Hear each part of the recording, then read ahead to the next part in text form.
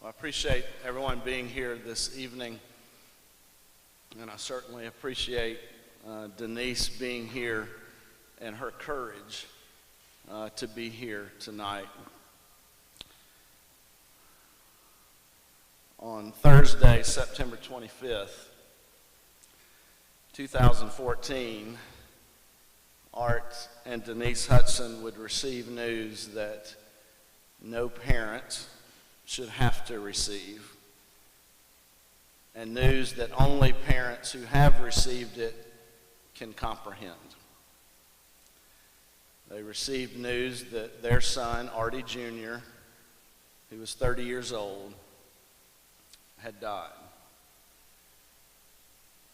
And needless to say, this life-altering news put them on a path that they had never imagined. And a few months ago, Denise and I visited, and she shared with me a little bit of the journey they had experienced over those last 16 months or so.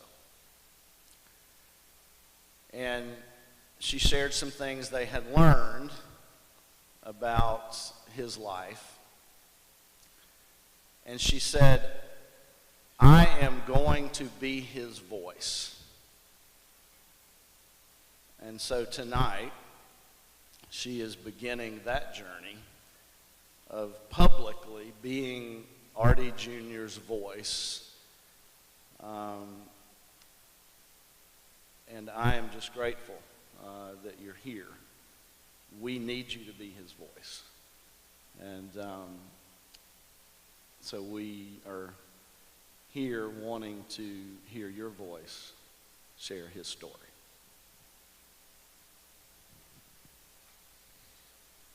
I'm not a speaker, and as you can see, I have paper instead of an iPad, so please bear with me.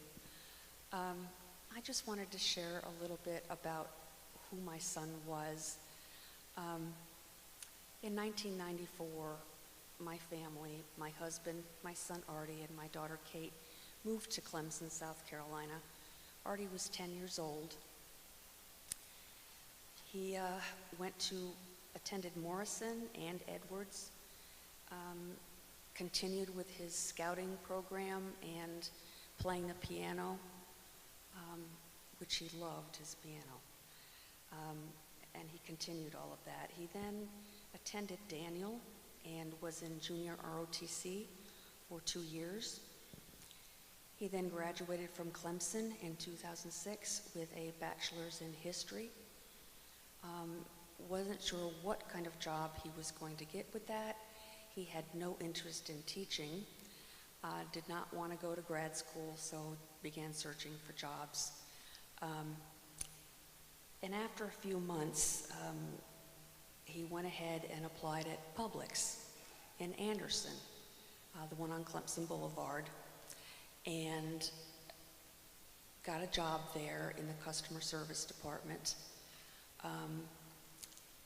He eventually, during his time of employment with Publix, worked at both of the locations in Anderson. And I would imagine most of you, if not all of you, never had the pleasure of meeting my son. He was an amazing guy, but you may have seen him if you ever were in Publix. You may have seen him or even been assisted by him. He was the tall, lanky, handsome guy with a crew cut and a huge smile. We were so very proud of Artie and will always be proud of him. He was so loved by all of the employees that he worked with. And after his death, at the Duckett Robinson Funeral Home, they have a site that people can go on and share their memories of a person. And if you ever get the chance, look him up and read what people said about him. What a wonderful guy he was. He was the guy who, when an older person got to the register and didn't have enough money to pay their bill, he's the guy that pulled out his credit card and paid for the rest of that so they could take their groceries home. He was the guy who, on a terribly hot day, cared enough about his employees that he provided water, bottles of cold water for each one of them, and said, "Stay hydrated." He was the guy who a woman called from, I believe it was Kentucky, and she had a member of her family working there, and that woman, it was her birthday, and the woman from Kentucky wanted her to have a party at work. And Artie made sure that that happened for that lady, and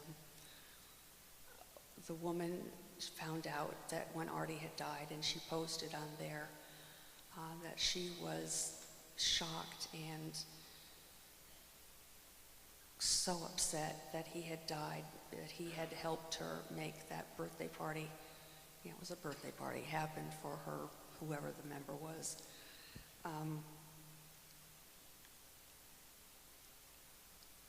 Artie continued to play his piano. He also loved hiking with his father, and sometimes with his friend Diana. That was a funny friendship, those two. She lots of times would come to our house on Thanksgiving or Christmas if she couldn't make it to be with her family. It was a blessing to have her there with us. Artie was then promoted to assistant manager and was moved to Gainesville, Georgia. And then after, I think maybe a year there, he was then moved again, and he went to Charlotte, North Carolina, and worked in the Matthews, North Carolina store at Publix. At that point, once he went to Matthews, it was a 2.5-hour ride, or 2-hour ride home instead of an hour and a half.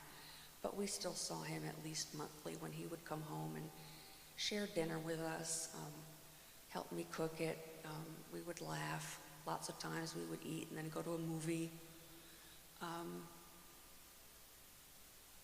Sorry, I just miss him so much. About 4 months before Artie's death, these thoughts just came to me, this, I don't know, mother's instinct or something. And I thought to myself, again, for some reason, that maybe I should ask my son if he were gay. Or at the very least, hold him and tell him that we would love him whether he were straight or whether he were gay. It didn't matter. And I decided not to do that because I wanted to protect his privacy. And I just knew that he would come to me and tell me if that were an issue for him. I didn't know, and I don't really know why that thought even crossed my mind, but it did. And I let it go. And the last 2 times that we saw Artie, after that time, he seemed more quiet than usual, a little distant. But then again, work was very stressful for him at that time. His manager had quit her job and then had come back and said instead she was going to go on family leave. So Artie ended up doing the assistant manager job and her job. And he told us, he said, sometimes I sneak into the store without clocking in just so I can get all of my work done.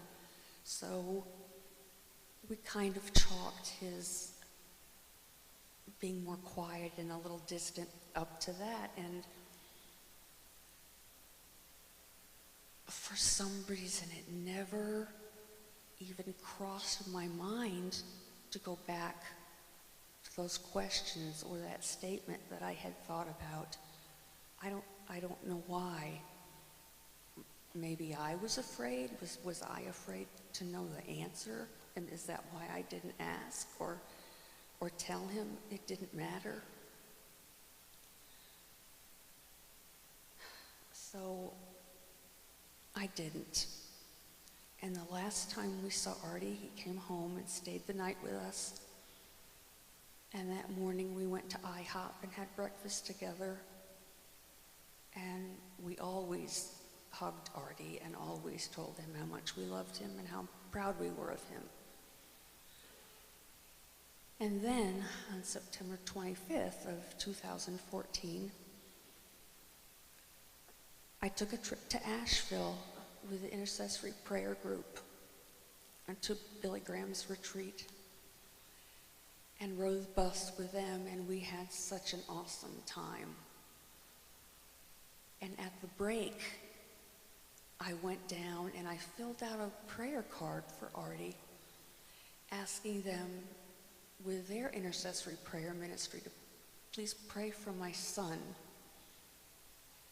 And I went down to the gift shop and got a couple books, and I saw an angel, a Christmas ornament, and I picked up the angel and I bought the angel.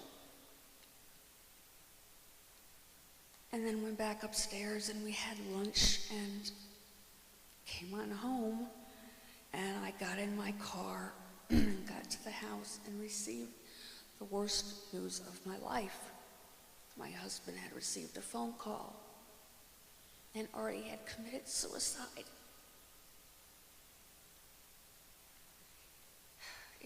It took us about 2 weeks before we could read the letter he left behind.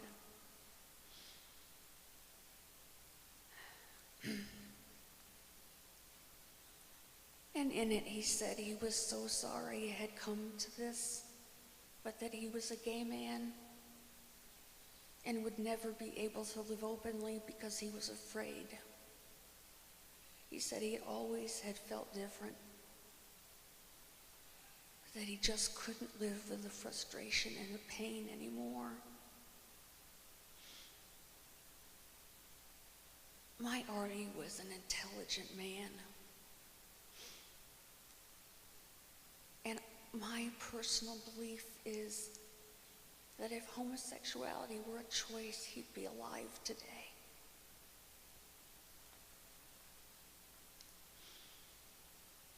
I guess my message and why I wanted to speak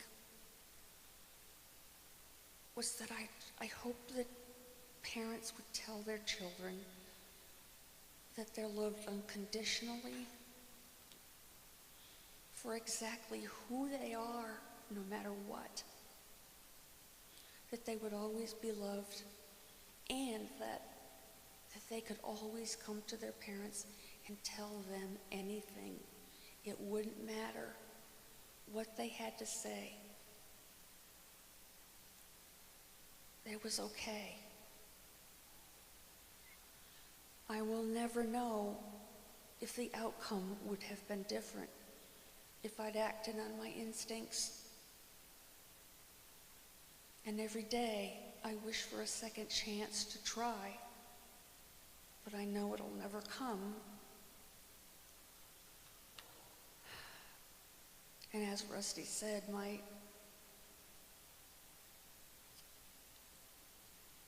Artie couldn't use his voice. I am his mom, and I will use my voice for him and for all the other people, whether they're children, young adults, or older adults. I want them to feel free to live who they are, the way they were made, and to not be ashamed.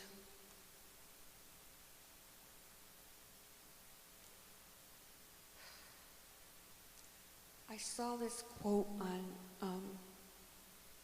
the internet the other day, and it said, "Be careful who you hate.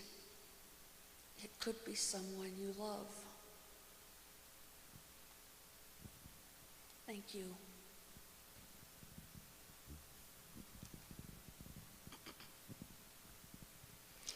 Thank you, Denise, for your courage to be here tonight. you need to know too that when Denise came to me, she said, I'm going to be his voice because I didn't get that chance. She said, and I would like to be able to be his voice here with my church family. But if you think that will cause problems, then I will go somewhere else. And you need to know that I looked her in the eye and immediately said, we need you to be his voice. We love you. And we're going to be with you as you tell this story and encourage others to act on their instinct or talk with their children. We also talked a good bit over the last week about what we would do after she told her story,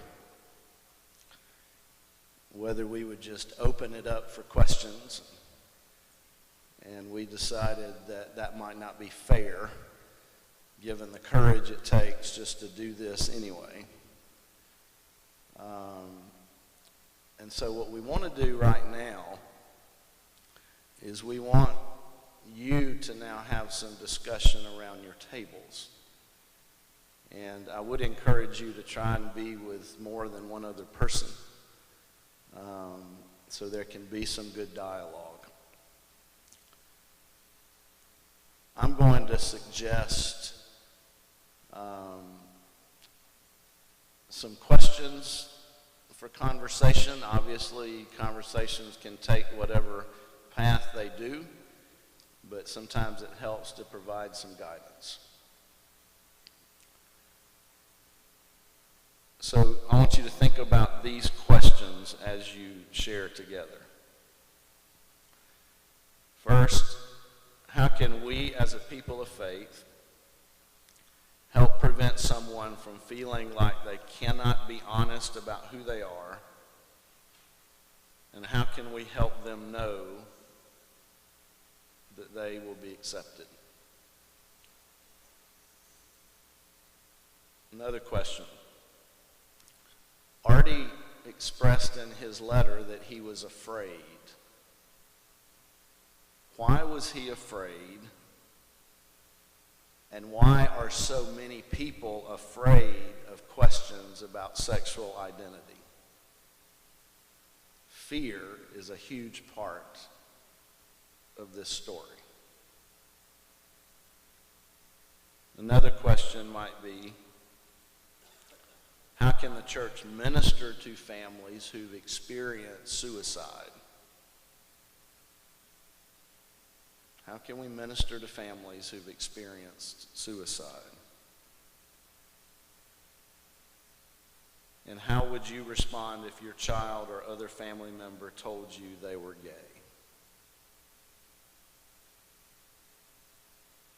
So let's have some time of discussion, and then we will come back, and perhaps there might be a few things that come from your table that we could share with the larger group, okay?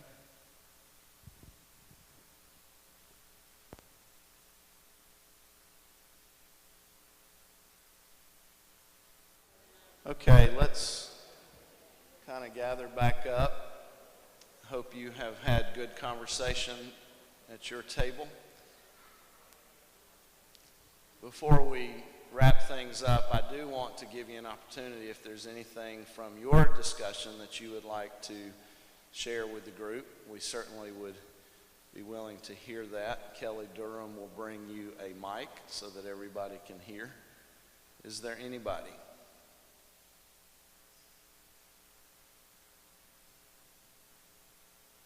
Tiffany.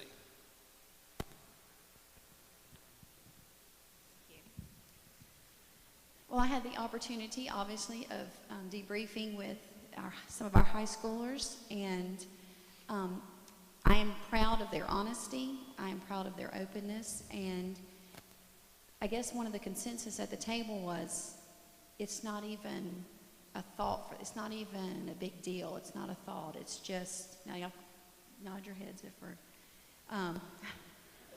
yeah, they'll correct me if I need it. So it's just, interesting. They can worship no matter who's beside them in the pew. They can serve others no matter who they're serving with. And that, for this faith community, that's what's most important, is that everybody's worshiping and everybody's serving. So it's good. Good. Anybody else?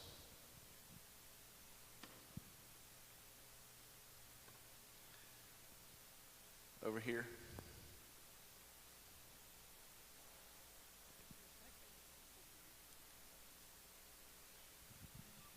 Our table believes, and hope you also believe. We support Denise and Artie 100%, and we love you very much.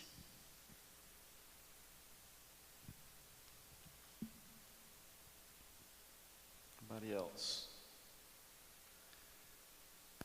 Well, I know, again, this, one of the reasons we wanted to have conversation around tables is so you would feel free to discuss in a smaller group rather than try to have the dialogue with lots of people. And so I hope that it was a meaningful time tonight. I want to go back to that last quote that Denise made, and that was that be careful who you hate, because it might be somebody you love. I think far too often when we deal with issues like homosexuality, if it's not something that you've experienced in a personal way, it's easy to make it a thing instead of understanding the humanness of it.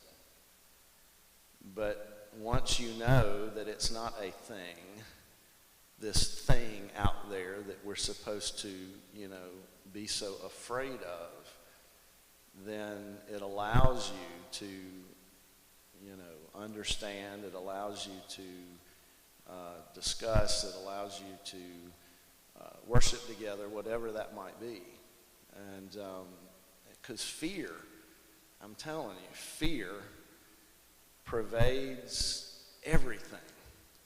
And when we are afraid, then we are less likely to grow. And we all need to check our internal thermometer sometimes, whatever the topic is, how much of my opinion is fueled by fear. And if you'll ask yourself that, it will really help you gauge that and then get to a better understanding of whatever it is you're dealing with. Yes. I think that at our table, if we would reflect the feeling of most everybody in the room, that we're glad that Denise had the love and the grace and the courage to trust us to share this story with us. We appreciate the fact that this environment will allow that to happen. Yes. Let's thank Denise for her courage tonight